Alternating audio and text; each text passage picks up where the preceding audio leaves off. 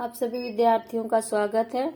प्रस्तुत है मानसरोवर भाग 1 में संकलित प्रेमचंद्र जी द्वारा रचित कहानी ज्योति।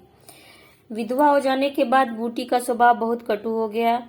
जब बहुत ही जी जलता तो अपने मृत पति को कोसती, आप तो सिधार गए, मेरे लिए यह जंजाल छोड़ गए। जब इतनी जल्दी जाना था तो ब्याह न जाने किस लिए किया। घर में भूनी भांग नहीं चले थे ब्याह करने। वह चाहती तो दूसरी सगाई कर लेती है, हीरो में इसका रिवाज है। देखने सुनने में भी बुरी न थी। दो एक आदमी तैयार भी थे, लेकिन बूटी पतिव्रता कहलाने के मोह को न छोड़ सकी और यह सारा क्रोध उतरता था बड़े लड़के मोहन पर, जो अब 16 साल का था। सोहन अभी छोटा था और मैना लड़की थी। ये दोनों अभी किसी लायक न थे। अगर ये तीनों न होते तो बूटी को क्यों इतना कष्ट होता। जिसका थोड़ा सा काम कर देती वो रोटी कपड़ा दे देता, जब चाहती किसी के सिर बैठ जाती। अब अगर वह कहीं बैठ जाए तो लोग यही कहेंगे कि 3-3 बच्चों को होते हुए से यह क्या सूझी। मोहन भरसक उसका भार हल्का करने की चेष्टा करता, भैंसों की सानी पानी दुहना मथना यह सब कर लेता, लेकिन बूटी का मुंह सीधा न होता। वह रोज एक न एक खुचड़ निकालती ही रहती और मोहन ने भी उसकी गुड़कियों की परवाह करना छोड़ दिया था। पति उसके सिर गृहस्थी का यह भार पटक कर क्यों चला गया, उसे यही गिला था। बेचारी का सर्वनाश ही कर दिया। न खाने का सुख मिला, न पहनने ओढ़ने का, न और किसी बात का। इस घर में क्या आई, मानो भट्टी में पड़ गई। उसकी वैधव्य साधना और अतृप्त भोग लालसा में सदैव द्वंद्व सा मचा रहता था। उसकी जलन में उसके हृदय की सारी मृदुता जलकर भस्म हो गई थी। पति के पीछे और कुछ नहीं तो बूटी के 400-500 के गहने थे, लेकिन एक एक करके सब उसके हाथ से निकल गए। उसी मोहल्ले में उसकी बिरादरी में कितनी ही औरतें थी जो उससे जेठी होने पर भी गहने झमकाकर, आंखों में काजल लगाकर, मांग में सिंदूर की मोटी सी रेखा डालकर मानो उसे जलाया करती थी। इसीलिए अब उनमें से कोई विधवा हो जाती तो बूटी को खुशी होती और यह सारी जलन वह लड़कों पर निकालती, विशेषकर मोहन पर। वह सारे संसार की स्त्रियों को अपने ही रूप में देखना चाहती थी। कुत्सा में उसे विशेष आनंद मिलता था। उसकी वंचित लालसा जल न पाकर ओस चाट लेने में से ही संतुष्ट होती थी। फिर यह कैसे संभव था कि वो मोहन के विषय में कुछ सुने और पेट में डाल ले। जो ही मोहन संध्या समय दूध बेचकर घर आया, बूटी ने कहा, देखती हूँ तू अब सांड बनने पर उतारू हो गया है। मोहन ने प्रश्न के भाव से पूछा, कैसा सांड, बात क्या है। तू रुपया से छिप छिप नहीं हंसता बोलता है। उस पर कहता है, कैसा सांड, तुझे लाज नहीं आती। घर में पैसे पैसे की तंगी है और वहां उसके लिए पान लाए जाते हैं, कपड़े रंगाए जाते हैं। मोहन ने विद्रोह का भाव धारण किया। अगर उसने मुझसे 4 पैसे के पान मांगे तो क्या करता। कहता कि पैसे दे तो लाऊंगा। अपनी धोती रंगने को दी, उससे रंगाई मांगता। मोहल्ले में एक तू ही धन्ना सेठ है और किसी से उसने क्यों न कहा। यह न जाने मैं क्या बताऊं। तुझे अब छैला बनने की सुस्ती है। घर में भी कभी 1 पैसे का पान लाया। यह पान किसके लिए लाता। क्या तेरे लिखे घर में सब मर गए। मैं न जानता था तुम पान खाना चाहती हो। संसार में 1 रुपया ही पान खाने जोग है। शौक श्रृंगार की भी तो उम्र होती है। बूटी जल उठी। उसे बुढ़िया कह देना उसकी सारी साधना पर पानी फेर देना था। बुढ़ापे में उन साधनों का महत्व ही क्या, जिस त्याग कल्पना के बल पर वह स्त्रियों के सामने सिर उठाकर चलती थी, उस पर इतना कुठाराघात इन्हीं लड़कों के पीछे उसने अपनी जवानी धूल में मिला दी। उसके आदमी को मरे आज 5 साल हुए, तब उसकी चढ़ती जवानी थी। 3 बच्चे भगवान ने उसके गले मड़ दिए। नहीं, अभी वह है कै दिन की। चाहती तो आज भी ओठ लाल किए, पांव में महावर लगाए, अनवट बिछुए पहने मटकती फिरती। यह सब कुछ उसने इन लड़कों के कारण त्याग दिया और आज मोहन उसे बुढ़िया कहता है। रुपया उसके सामने खड़ी कर दी जाए तो चुहिया सी लगे, फिर भी वह जवान है और बूटी बुढ़िया। बोली, हाँ और क्या, मेरे लिए तो अब फटे चीथड़े पहनने के दिन है। जब तेरा बाप मरा तो मैं रुपया से 2-4 साल बड़ी थी। उस वक्त कोई घर कर लेती तो तुम लोगों का कहीं पता न लगता। गली गली भीख मांगते फिरते। लेकिन मैं कह देती हूँ, अगर तू फिर उससे बोला तो या तो तू ही घर में रहेगा या मैं ही रहूंगी। मोहन ने डरते डरते कहा, मैं उससे बात दे चुका हूँ अम्मा। कैसी बात। सगाई की। अगर रुपया मेरे घर आई तो झाड़ू मार कर निकाल दूंगी। यह सब उसकी माँ की माया है। वह कुटनी मेरे लड़के को मुझसे छीनने लेती है। राण से इतना भी नहीं देखा जाता। चाहती है कि उसकी सौत बनाकर छाती पर बैठा दे। मोहन ने व्यथित कंठ में कहा, अम्मा ईश्वर के लिए चुप रहो, क्यों अपना पानी आप खो रही हो? मैंने तो समझा था 4 दिन में मैना अपने घर चली जाएगी, तुम अकेली पड़ जाओगी, इसलिए उसे लाने की बात सोच रहा था। अगर तुम्हें बुरा लगता है तो जाने दो, तू आज से यहीं आंगन में सोया कर और गाय भैंसे बाहर पड़ी रहेंगी। पड़ी रहने दे, कोई डाका नहीं पड़ा जाता। मुझ मुझ पर तूने इतना संदेह मुझ पर तुझे इतना संदेह है? हाँ, मैं तो यहाँ न सोऊंगा, तो निकल जा घर से। हाँ, तेरी यही इच्छा है तो निकल जाऊंगा।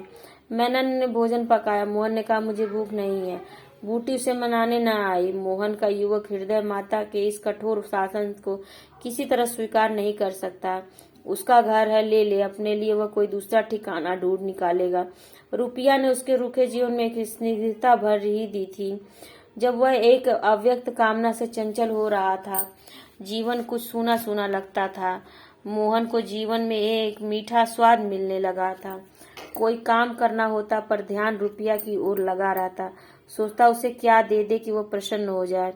अब वह कौन मुंह लेकर उसके पास जाए? क्या उससे कहे कि अम्मा ने तुझसे मिलने को मना किया है? अभी कल ही तो बरगद के नीचे दोनों में कैसी कैसी बातें हुई थी। मोहन ने कहा था, रूपा तुम इतनी सुंदर हो, तुम्हारे 100 ग्राहक निकल आएंगे। मेरे घर में तुम्हारे लिए क्या रखा? इस पर रुपया ने जो जवाब दिया वह तो संगीत की तरह भी उसके प्राण में बसा हुआ था।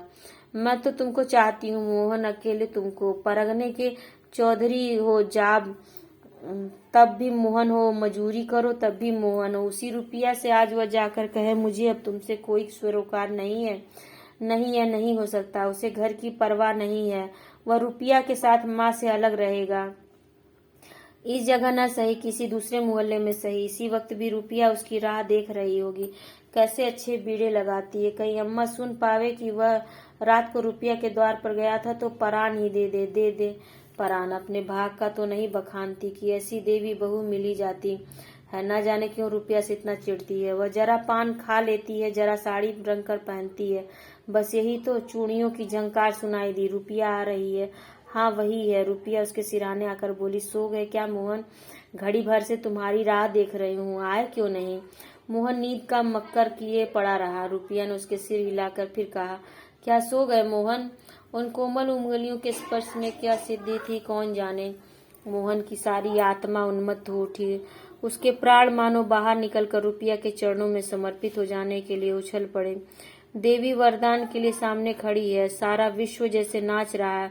उसे मालूम हुआ जैसे उसका शरीर लुप्त हो गया। केवल वह एक मधुर स्वर की भांति विश्व की गोद में चिपटा हुआ उसके साथ नृत्य कर रहा है। रुपया ने कहा, अभी से सो गए क्या जी? मोहन बोला, हाँ, जरा नींद आ गई थी। रूपा, तुम इस वक्त क्या करने आई? कहीं अम्मा देख ले तो मुझे मार ही डाले। तुम आज आए क्यों नहीं? आज अम्मा से लड़ाई हो गई। क्या कहती थी? कहती थी रुपया से बोलेगा तो मैं परान दे दूंगी। तुमने पूछा नहीं रुपया से क्यों चिढ़ती हो? अब उनकी बात क्या कहूँ रूपा, वह किसी का खाना पहनना नहीं देख सकती। अब मुझे तुमसे दूर रहना पड़ेगा। मेरा जी तो न मानेगा। ऐसी बात करोगी तो मैं तुम्हें लेकर भाग जाऊंगा। तुम मेरे पास एक बार रोज आया करो बस, और मैं कुछ नहीं चाहती।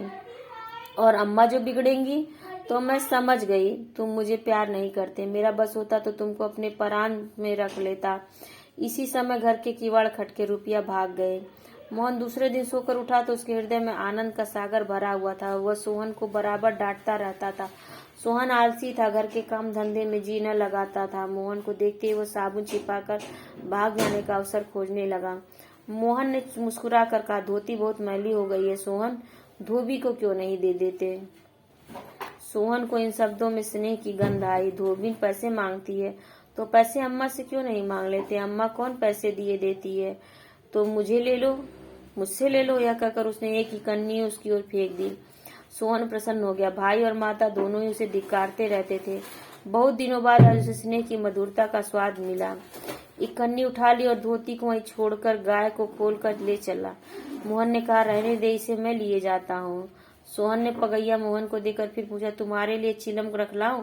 जीवन में आज पहली बार सोहन ने भाई के प्रति ऐसा सद्भाव प्रकट किया था। इसमें क्या रहस्य था यह मोहन की समझ में नहीं आया। बोला, आग हो तो रखाओ।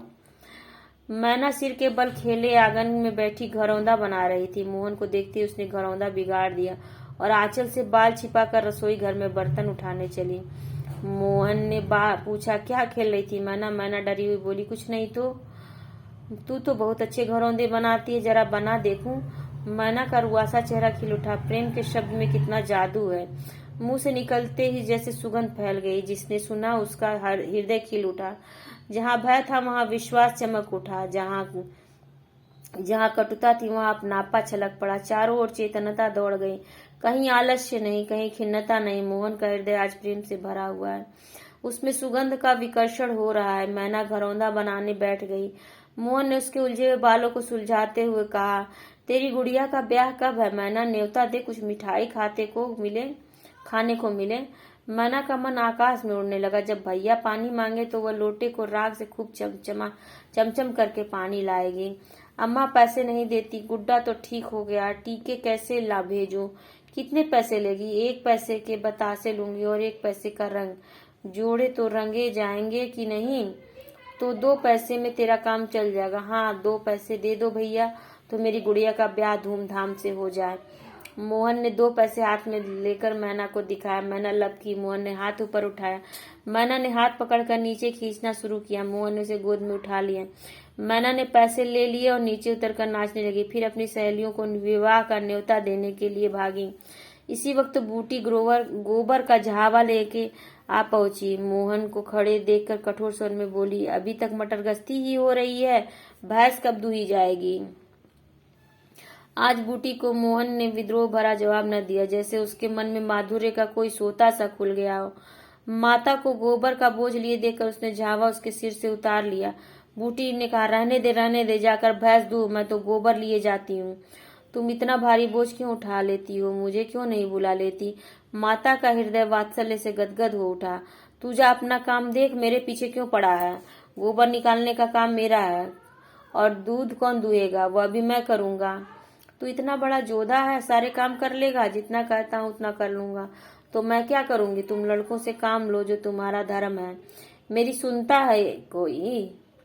आज मोहन बाजार से दूध पहुंचा कर लौटा तो पान, कत्था, सुपारी, एक छोटा सा पानदान, थोड़ी सी मिठाई लाया। बूटी बिगड़ कर बोली, आज पैसे कहीं फालतू मिल गए थे क्या? इस तरह उड़ावेगा तो कई दिन निभा होगा। मैंने तो 1 पैसा भी नहीं उड़ाया अम्मा। पहले मैं समझता था तुम पान खाती ही नहीं, तो अब मैं पान खाऊंगी। हाँ और क्या, जिसके 2-2 जवान बेटे हो, क्या वह इतना शौक भी न करे? बूटी के सूखे कठोर हृदय में कहीं से कुछ हरियाली निकल आई। एक नन्ही सी कोपल थी, उसके अंदर कितना रस था। उसने मैना और मोहन को एक एक मिठाई दे दी और एक मोहन को देने लगी। मिठाई तो लड़कों के लिए लाया था अम्मा, और तू तो बूढ़ा हो गया क्यों? इन लड़कों के सामने तो बूढ़ा ही हूँ, लेकिन मेरे सामने तो लड़का ही है। मोहन ने मिठाई ले ली। मैना ने मिठाई पाते ही गप से मुंह में डाल ली। वो केवल मिठाई का स्वाद जीभ पर छोड़कर कब की गायब हो चुकी थी। मोहन को ललचाई आंखों से देखने लगी। मोहन ने आधा लड्डू तोड़कर मैना को दे दिया। एक मिठाई दोने में बची थी। बूटी ने उसे मोहन की तरफ बढ़ाकर कहा, लाया भी तो इतनी सी मिठाई, यह ले ले। मोहन ने आधी मिठाई मुंह में डालकर कहा, वह तुम्हारा हिस्सा है अम्मा। तुम्हें खाते देखकर मुझे जो आनंद मिलता है, उसमें मिठास से ज्यादा स्वर है। उसने आधी मिठाई मोहन को दे दी। उसने आधी मिठाई सोहन और आधी मोहन को दे दी। फिर पानदान खोलकर देखने लगी। आज जीवन में पहली बार उसे यह सौभाग्य प्राप्त हुआ। धन्य भाग की पति के राज में जिस विभूति के लिए तरसती रही, वह लड़के के राज में मिली। पानदान में कई कुल्हियां हैं, और देखो 2-2 छोटी छोटी चिमचियां हैं भी हैं। ऊपर कड़ा लगा हुआ है, जहाँ चाहो लटका कर ले जाओ। ऊपर की तस्तरी में पान रखे जाएंगे। ज्यों ही मोहन बाहर चला गया, उसने पानदान को मांज धोकर उसमें चूना, कत्था भरा, सुपारी काटी, पान को भिगोकर तस्तरी में रखा। तब एक बीड़ा लगाकर खाया। उस बीड़े के रस ने जैसे उसके वैधव्य की कटुता को स्निग्ध कर दिया। मन की प्रसन्नता व्यवहार में उदारता बन जाती है। अब वह घर में नहीं बैठ सकती। उसका मन इतना गहरा नहीं कि इतनी बड़ी विभूति उसमें जाकर गुम हो जाए। एक पुराना आईना पड़ा हुआ था। उसने उसमें मुंह देखा। होठों पर लाली है। मुंह लाल करने के लिए उसने थोड़े ही पान खाया है। धनिया ने आकर कहा, काकी तनिक रस्सी दे दो, मेरी रस्सी टूट गई। कल बूटी ने साफ कह दिया होता, मेरी रस्सी गांव भर के लिए नहीं है, रस्सी टूट गई है तो बनवा लो। आज उसने धनिया को रस्सी निकालकर प्रसन्न मुख से दे दी और सद्भाव से पूछा, लड़के के दस्त बंद हुए कि नहीं धनिया? धनिया ने उदास मन से कहा, नहीं काकी, आज तो दिन भर दस्त है, जाने दांत आ रहे हैं। पानी भर ले तो जरा चलूं देखूं, दांत ही है कुछ और फसाद है, किसी की नजर वजर तो नहीं लगी? क्या जाने काकी, कौन जाने किसी की आंख फूटी हो। 4 लड़कों को नजर का बड़ा डर रहता है, जिसने चुमकाकर बुलाया झट उसकी गोद में चला जाता है। ऐसा हंसता कि तुमसे क्या कहूँ। कभी कभी माँ की नजर भी लग जाया करती है। ए नौज काकी, भला कोई अपने लड़के को नजर लगाएगा? यही तो तू समझती नहीं, नजर आप ही लग जाती है। धनिया पानी लेकर आई तो बूटी उसके साथ बच्चे को देखने चली। तू अकेली है आज कल, घर के काम धंधे में बड़ा अंडस होता होगा। नहीं काकी, रुपया आ जाती है, घर का कुछ काम कर देती है। नहीं अकेले तो मेरी मरण हो जाती।